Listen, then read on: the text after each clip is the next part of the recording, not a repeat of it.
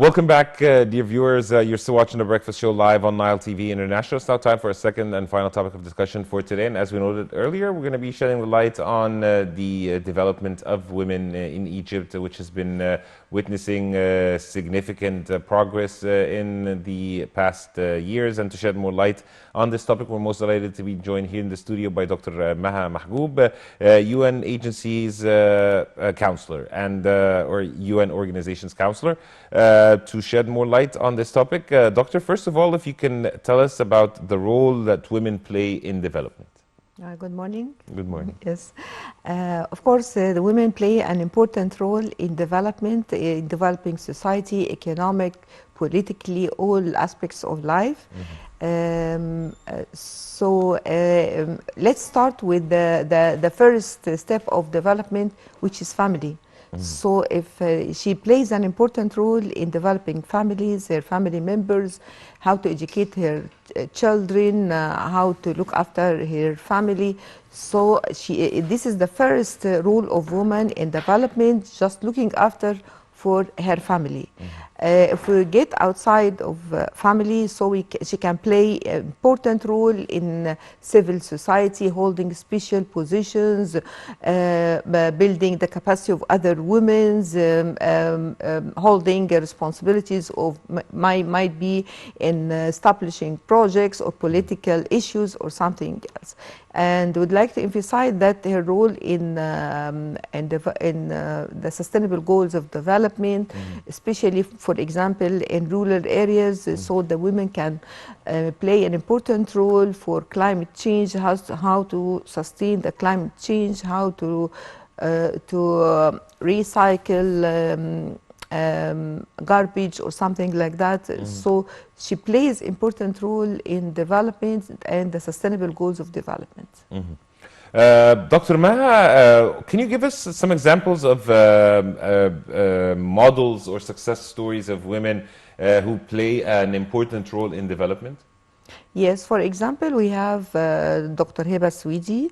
She is a businesswoman, and she played an important role during the revolution of 25th of January, and up till now she established burning hospitals called Ahl Masr, and she is participating how to empower and encourage other people and how to build their capacities, how to help marginal peoples to have a decent life.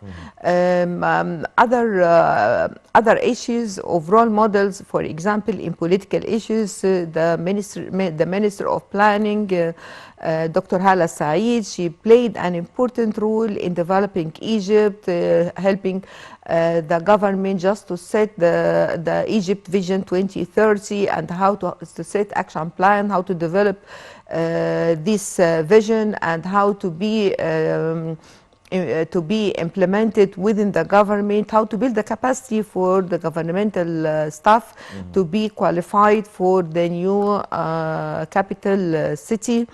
A lot of role models in Egypt. Egypt has a lot of role models. We have in Businesswomen Association, Dr. Nuyumna Sharidi. She is the president of the Businesswomen Association 21. She is building the capacity of other women by helping them how to empower and how to get rid of all obstacles related to their projects, how to help them to attend conferences, just establish their factories, businesses, how to promote their products or services. A lot of women here in Egypt are important in development areas and how to develop societies and build the capacity for other women and other people. Doctor, are there specific areas in development that women work in, or it's diversified? Of course, it's diversified, but the most important one is social development and civil society within the civil society. If we talk about social, she can participate, as I mentioned, that she played an important role within her family in education, health care, and so on.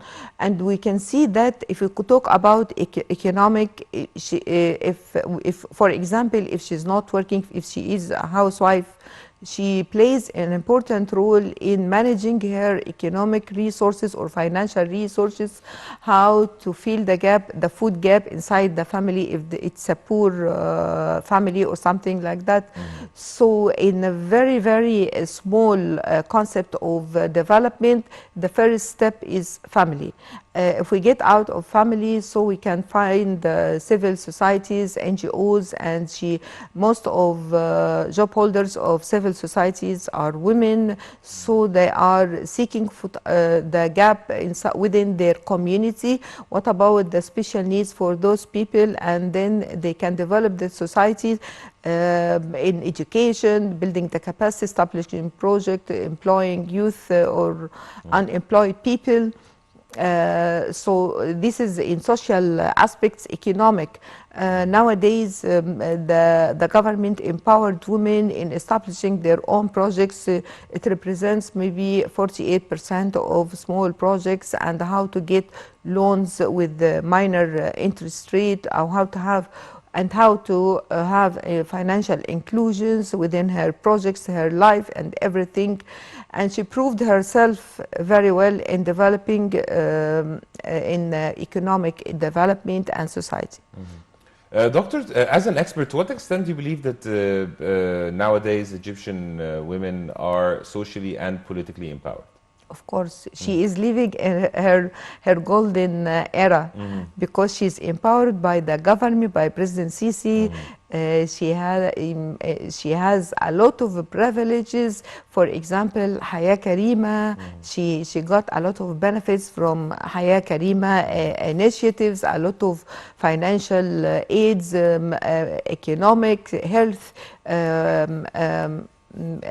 looking after for women health and everything. She is empowered at that time, and she is, if we compare the current status of women with before, now she gained a lot of things, even politically. She's holding more than 25% of parliament seats, more than 8 ministers among the other ministers, holding very, very sensitive positions by shareholding companies law. She should represent 30% of the board of directors seats. So she is empowered from all societies, government, and even though international organizations. Yes.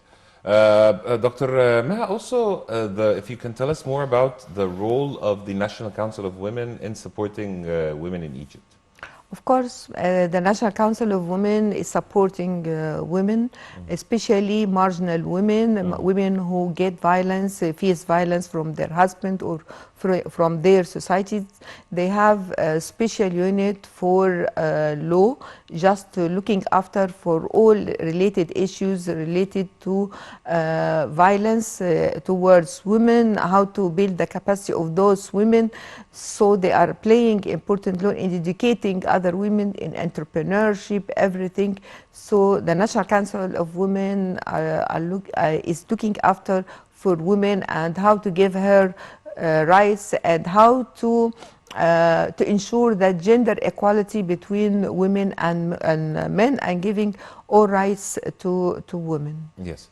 Dr. Maha, the National Campaign for Family Development is one of the most important and recent presidential initiatives for development of the women in Egypt and their families. Can you please elaborate on that and the main objectives of this campaign, and Yes. is it deemed as a successful one? Yes, of course. This is the recent initiatives by President Sisi, developing the Egyptian families. If we talk about women, they are targeting women in women empowerment.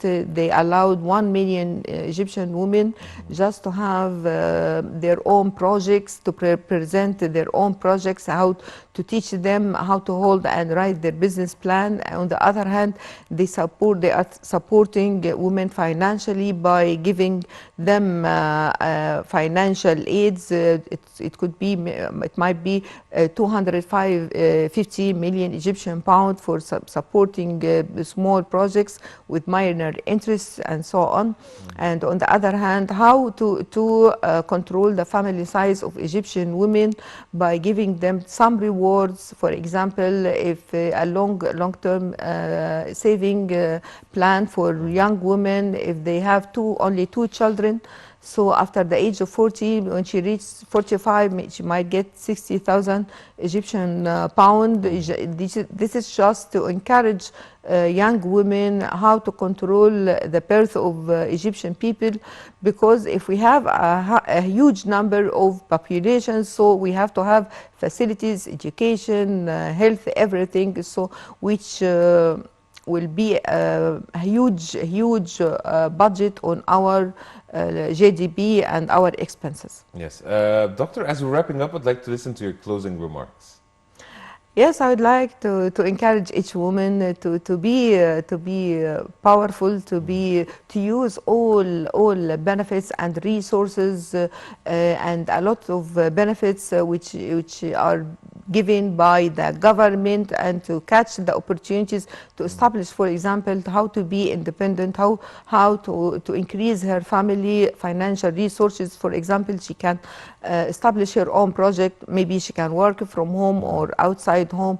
So she can catch the opportunity how to increase her lifestyle and how to increase her financial income. That of course will be reflecting on her family and reflecting on the whole lifestyle of Egyptian women. Yes, indeed. Dr. Maha Mahgoub, UN Organizations Counselor, really appreciate your insight, and thank you so much for being with us on The Breakfast Show. Thank you. Thank you.